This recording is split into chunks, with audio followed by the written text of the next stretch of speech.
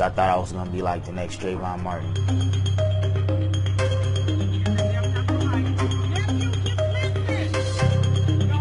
Stay right here. You can't. Hey! Why you doing him like that? Wait. Alexis, hit my head. Hey! First he's trying to force me to get down on my knees, and I'm like, no. So he's like, take your hand out of your pockets and drop your weapon. So as a form of defense, I took off my jacket to let him know that I am unarmed. I don't have anything. You know, he got mad and he just started taking off on me. They got me on the ground and started, putting my arms in different positions. I felt like they were gonna draw a gun out and shoot me in my back or try to break my arms off or something. He grabbed him by the neck, thought he felt him on the ground and just kept punching him. Okay, so now we're going to talk about solutions to stop this racially motivated police brutality. I know this is a hot topic in our community, and we desperately need a solution. And I'm not going to stand here and claim I have the ultimate solution to this problem, but I have a few ideas to get started. Solution number one, we need the lobby to make it a federal crime for police to kill unarmed blacks. Every incident should be investigated by the Department of Justice, and federal prosecutors should handle these cases. Here's why. When these racist cops kill us, they're rarely, if ever, convicted at the state and local levels.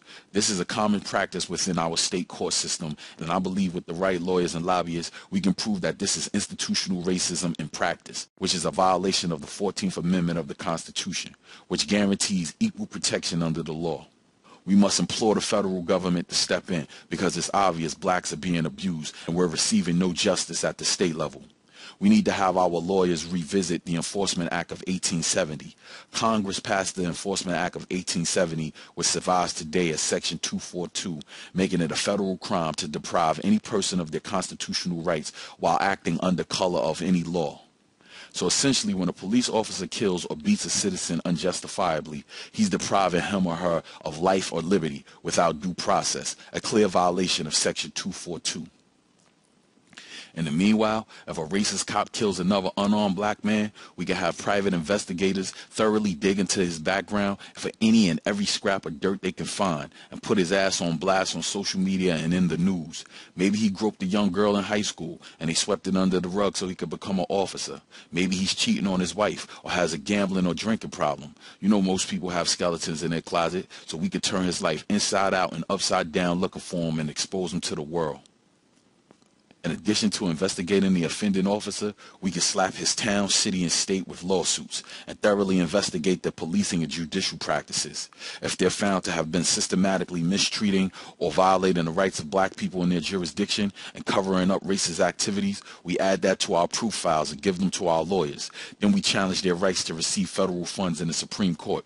They're violating the Constitution, and they should not have access to government money.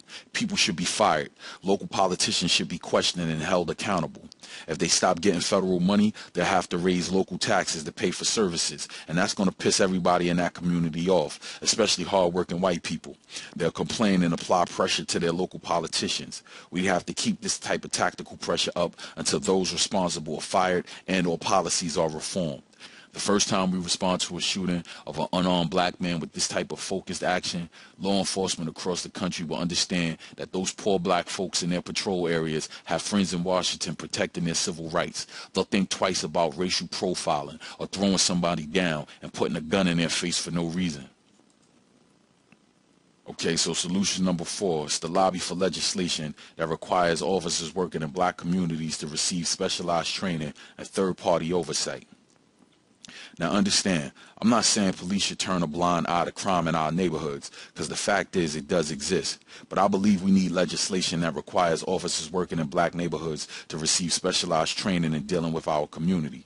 Back in the days when I was growing up in Brooklyn and Queens, we had white officers working in the hood, but they weren't trigger happy or shook when they rolled through. They were seasoned, and they knew who the knuckleheads were. Nowadays, it's like you got young white cops from Long Island on patrol with one finger on the trigger because they're too scared to be in the hood. Then you got the other ones running around hunting us like they're in the woods or something.